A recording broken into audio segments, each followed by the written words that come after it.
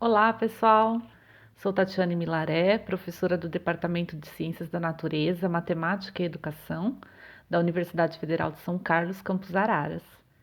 Estou aqui para falar um pouco hoje sobre o ensino de ciências por investigação.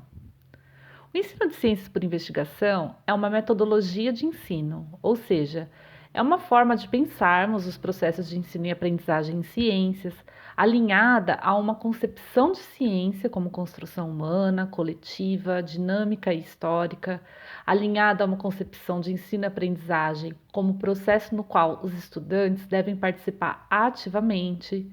E o professor e a professora é alguém que orienta e modera esse processo em sala de aula.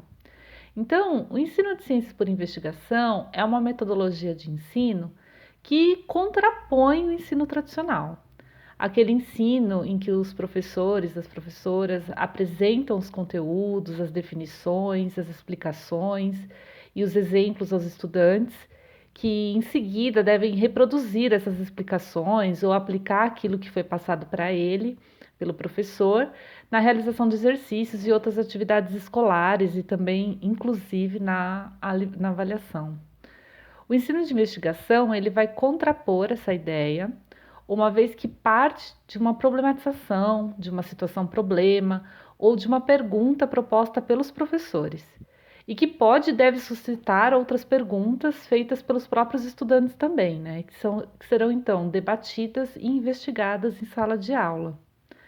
Essa investigação ela pode abranger diversas estratégias de ensino, como a realização de experimentos, em que os estudantes podem, por exemplo, testar as suas hipóteses, pode envolver a manipulação de simulações. Hoje nós temos diversos sites e aplicativos que nos permitem realizar experimentos virtuais. Pode envolver a pesquisa em livros, em artigos científicos, em reportagens, em sites de instituições, o que também pode incluir um debate com os estudantes sobre o que são e qual é a importância das fontes confiáveis, né?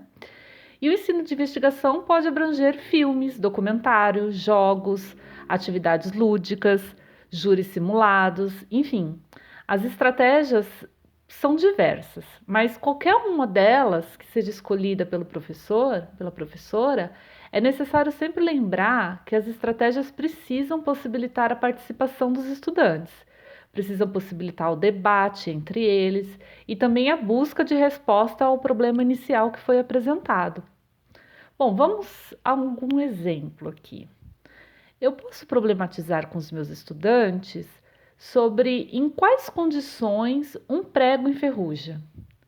Ao invés de eu trazer explicações sobre o processo de oxidação do ferro, eu poderia propor aos estudantes que pensassem e que propusessem experimentos ou procedimentos experimentais para testar as suas hipóteses sobre essa questão.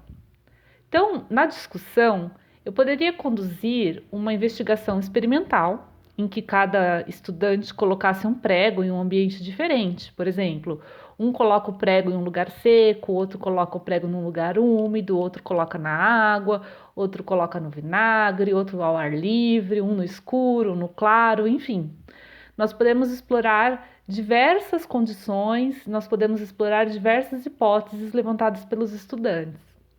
Cada estudante pode acompanhar as transformações do seu prego ao longo de alguns dias, ou esse acompanhamento também pode ser coletivo, envolvendo toda a turma na escola. Pode ser feito registro desse prego por meio de fotos, por meio de vídeos, que depois podem ser compartilhados, comparados e discutidos em grandes grupos. E a partir dessa atividade, os estudantes trocam ideias, eles constroem modelos explicativos sobre o que eles observaram com os pregos que eles deixaram em algum lugar, ou que eles acompanharam com a turma, ou comparando o seu prego com o prego do colega.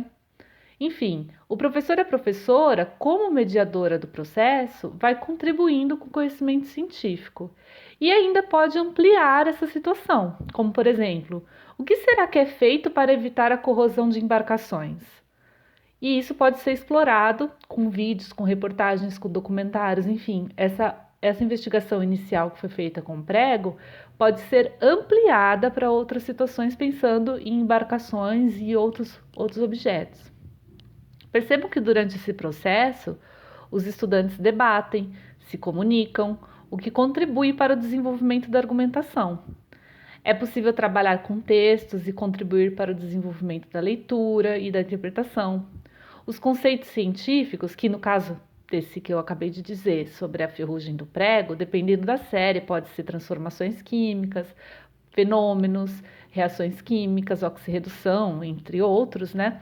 Esses conceitos todos, eles são abordados dentro de um contexto, ou seja, é contextualizado com o problema inicial, com o experimento realizado e também com uma situação real da nossa sociedade, que é a busca de materiais e processos que nos ajudem a evitar o desgaste e a corrosão das embarcações e de outros objetos, monumentos, por exemplo. Bom, eu trouxe o exemplo do prego aqui, mas certamente você, professor e professora de ciências, consegue explorar diversas outras situações e problemas e utilizar da interação com seus estudantes para construir de forma coletiva os caminhos para essa investigação.